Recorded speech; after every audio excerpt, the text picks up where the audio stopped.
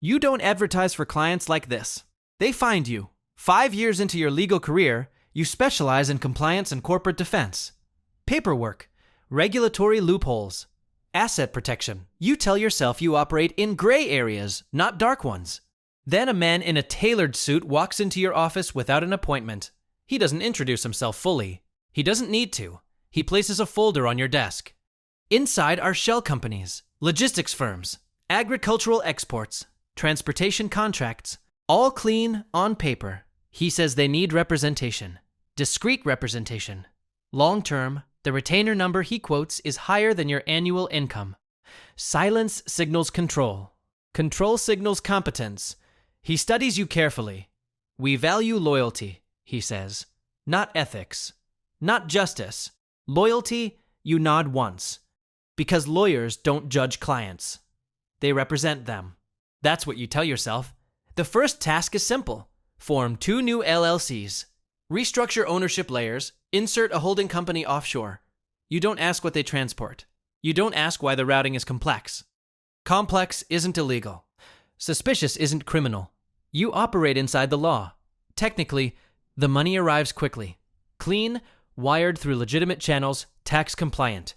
Documented, you review everything twice. Exposure destroys careers. Careers are harder to rebuild than reputations. Reputations can be reframed. Careers cannot. Weeks pass. You're invited to a private dinner. Not a flashy restaurant. A closed one. 4 men at a long table. No raised voices. No visible weapons. They don't talk about drugs. They talk about logistics, cash flow, risk mitigation. You realize something important. This isn't chaos. It's structure. You aren't representing criminals. You're representing and organizing. One of them asks a simple question. If someone talks, how long before assets freeze? You answer honestly. Hours. Maybe days. They nod. You see calculation in their eyes. You understand your role. Delay. Deflect. Disperse. Your job isn't to stop investigations. It's to slow them. Time is currency. You are time. That night, you review your ethics code. Conflict of interest, criminal intent, duty of representation. Nothing explicitly forbids what you're doing because you haven't seen the crime. You've only seen paperwork. Paper doesn't bleed. 2 months in, you notice patterns. Cash spikes after certain shipments. Legal inquiries increase when competitors disappear. You don't ask questions. Questions create knowledge. Knowledge creates liability. Plausible deniability is protection. You protect yourself first. That's how you justify it. Then you receive your first subpoena. Federal. Broad. Aggressive. They want banking records tied to one of the shell companies you created. Your pulse tightens. Not panic. Calculation. You draft motions immediately. Procedural delays, jurisdictional disputes, technical objections. You don't lie. You challenge. There's a difference. When you inform your client, they don't look worried. They look prepared. As expected. One of them says calmly, expected. That word lingers. They anticipated you. You're brought closer. Not socially.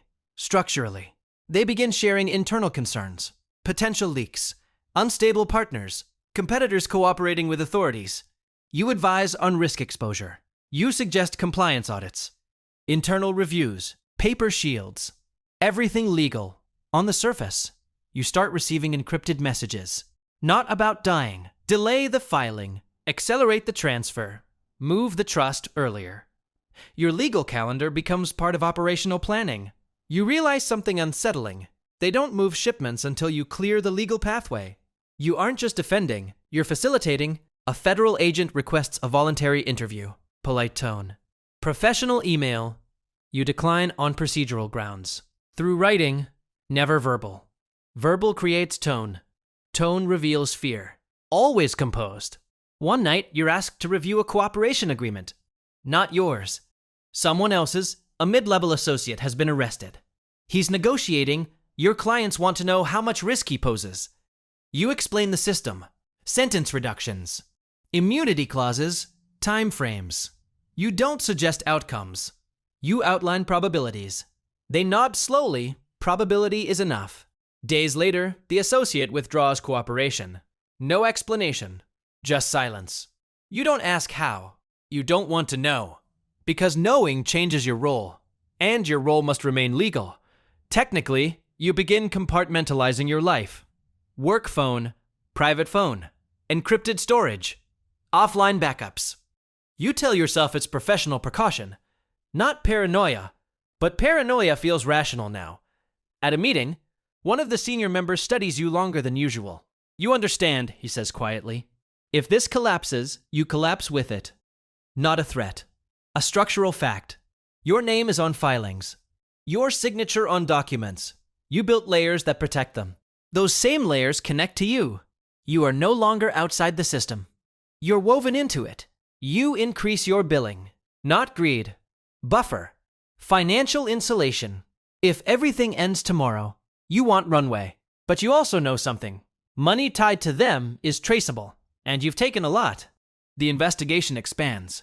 Asset freezes begin. Peripheral accounts first. Then closer ones, you fight each freeze aggressively. Emergency motions. Temporary restraining orders. Appeals. You win some. Every delay buys them time. Every delay buys you deeper involvement. A journalist starts calling, asking about corporate irregularities. You refuse comment.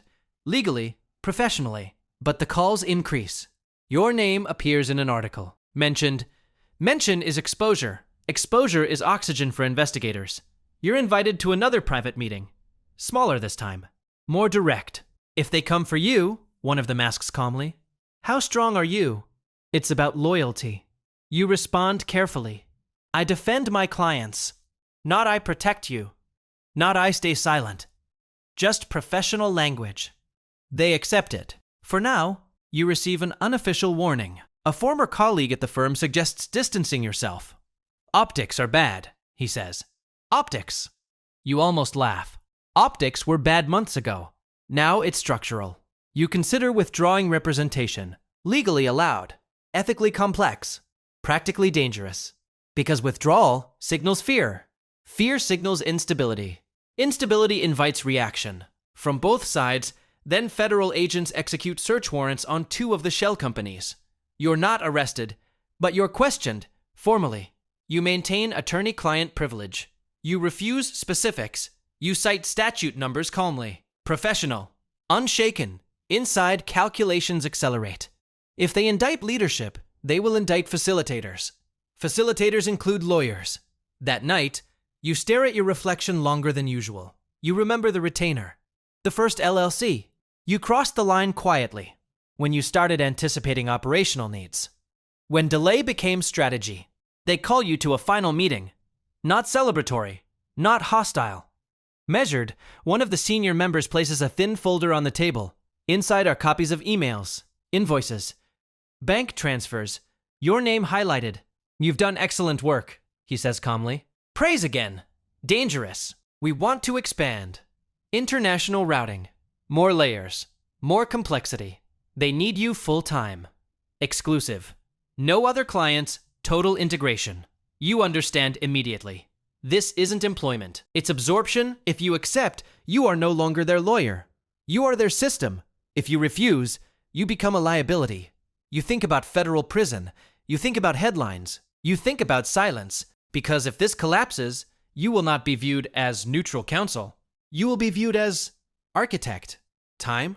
You ask quietly. They exchange glances. Not much. Of course. Time is what you sell, and you're running out of it. That night, federal agents call again. More aggressive now, subtle warnings about obstruction, about conspiracy statutes, about aiding and abetting. You listen calmly, you don't respond emotionally, but you understand the architecture closing in. In your office alone, you review your options. Cooperate, withdraw, stay, disappear. Each path ends with consequence. Different consequences. But consequence, regardless. You remember something one of them said months ago. If this collapses, you collapse with it. He wasn't threatening you. He was describing structure. You reinforced it. You delayed its exposure. You are embedded. The next morning, you attend the meeting. They wait. You sit. You speak slowly. I'll continue representation. Not enthusiasm, not loyalty, just continuation. They nod. Because that's all they needed. Weeks later. Indictments drop. Massive. Multi-state. Leadership targeted. Your phone explodes with calls. You activate emergency strategy, damage control, public statements, procedural challenges. You work nonstop. Because this is what you do. You delay. You defend. You absorb impact. Your name appears in headlines. Cartel attorney. Not convicted. Not charged. But labeled. Labels stick. Even if cases don't. Months pass. Trials begin. Some clients take deals. Some fight. You remain standing. Technically clean. Professionally damaged. Morally uncertain. Late at night, you replay the first meeting. The retainer. The word loyalty. You realize something uncomfortable. You were never forced. You rationalized. Step by step. Clause by clause. Motion by motion. Until the line disappeared, you're still licensed, still free. But you understand something clearly. You don't represent the cartel anymore. You are part of its legal history. Permanent. Documented. Integrated. There was never a dramatic moment. No gun. No ultimatum. Just paperwork. And your signature.